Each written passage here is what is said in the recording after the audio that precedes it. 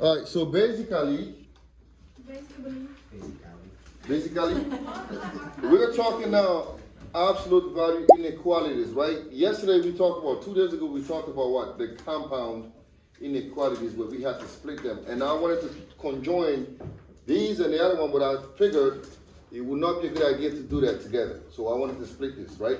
So now we're going to talk about this, but then what we're going to do is this, we're going to have two separate cases. And then we're going to go into the multi-step absolute value. So the first case is when we use less than, right? Less than. So less than. So that means I have here absolute value of x is less than or equal to 5. So how do I solve this problem? So we talked about how absolute value is actually the distance between the number and the given center, right? In this case, the center is 5. So basically, I'm saying here that I want the distance between x and 5 to be less than what? Less than or equal to 5, right? But because it's absolute value, I have to go to the left and to the right because we have two cases. Does that make sense so far? No. Yes. Who says no? Why does it have to be on both? Because it's absolute value, right? It's absolute value of x. I don't know the value of x. X can be either what? -5 or negative. So that can go either way. So as long as the distance is less than 5, right? So now, I want you all to think about what we talked about 2 days ago, right? So if x is in between here, what am I referring to? Is that imply or does it imply and? And, right? Because x is what? In between -5 and what?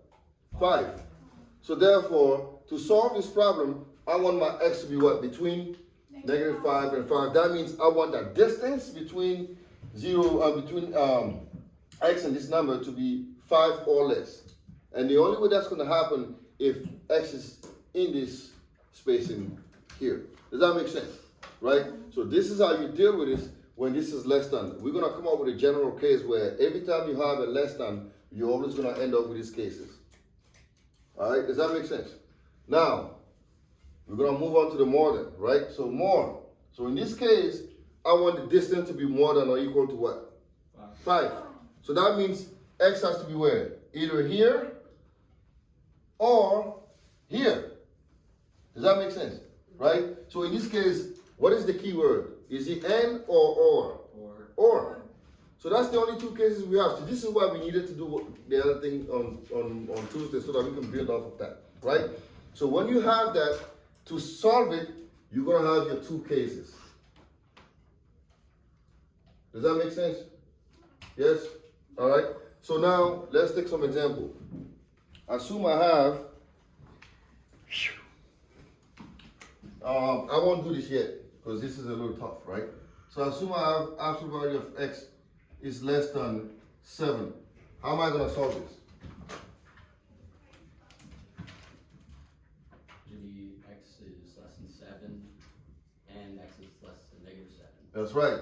You can either write it this way or you can say x is more than -7 and x is less than 7. Either one of those will be fine. You can just do it this way and then just save yourself a lot of trouble. Does that make sense? Are we good?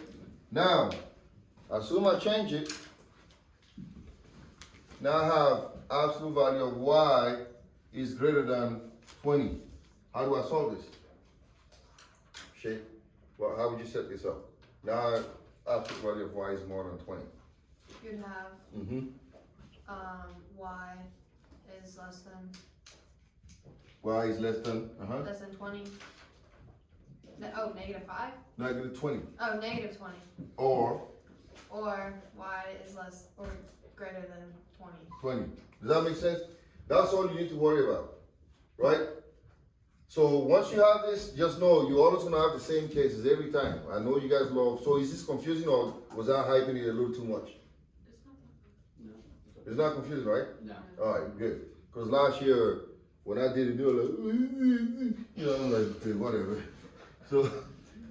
So I was thinking, okay, maybe you learn, you go and you learn, because I guess maybe this is different. Or maybe your brains are a little bit more, thanks, down there. I don't know. So I didn't say that. That's a stretch. So, all right, now that we know that, right? So how would you set this up? It's the same way. How would you set this up? Jack, knowing that, how would you set this up here? It's the same principle. 6x minus 5 is less than 13, and then 6x minus 5 is negative 13. That's it. You see? That's it. Okay. And now we can solve this, right? Does that make sense? Gavin, so what if I had 6x minus 5 greater than or equal to 13? How would you set that up before you solve it? Would you just do the same thing, but the sides are? So well, how would you do it? Negative 13 is less than 6x minus 5. Oh, if you do that's this year, remember, when you have a less than, it implies what? And. Right? We have a more than, it implies what? Or. So we're gonna have what? 6x minus 5 is less than what? Negative 13, or 6x minus 5 is greater than 13. Does that make sense? So if you can retain these, if you can retain this information, and that, you will be fine, right? So let's just go, let's say if absolute value of x is less than a, in general, x has to be between a and negative a. And if absolute value of x is more than a, then in general, x has to be less than negative a, or x has to be more than a. And then you can go ahead and solve it. Yes, sir. So I'm just pointing out that you put less than instead of less than or equal to. Oh yeah. Thank you for catching that. He Yeah, 'cause that was. gets points. Oh, hold on a second. That's not an error. That's just an omission. Give him his half. That's an omission. Give him Fine. his No, And 1.5. he gets more points. 1.5. 1.5. No, GD. That's not me. 1.5. That's an omission. JD. That's an It's a omission. mistake. That's an omission. So You it's not omitted a. it on accident. Eh? You omitted it by mistake. Yeah, accident. It happens to every one of us. So therefore it is a Yeah, mistake. so So therefore Yeah, JD yeah, alright, well, yeah, I'm not perfect. Alright. I never claimed I was perfect either. So, you guys know what to do here, right? So now this is what we're gonna work on. So, with that said, I wanna go to the book and then work on some problems. So if you open your book, and if you go on page 43, right? If you go on page 43, there's a table there that gives you how to set it up. If you forgot what I said here, you can go back to your book on page 43, and there's a way to remember that, right? Now, if I'm generous on the test, I might give you that, right? But I don't know how I'm gonna feel that day. Page 43. If you look on page 43 at the bottom, you're gonna see a table that tells you exactly how to set them up. Please, So maybe Mr. do it Swami, for on level. at least Say on again? level, because On Miss level. Hoffman gave us the forms, but the honor she wouldn't give the formula. So at least the on level she gets. We're different than All right. so that's why.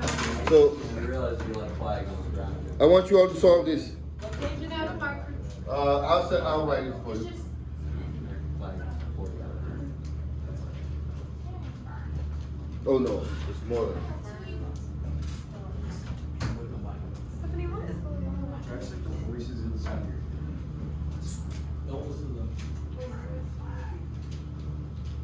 shit? Why are you missing you? Go ahead and solve these two. All right. Go ahead and solve these two.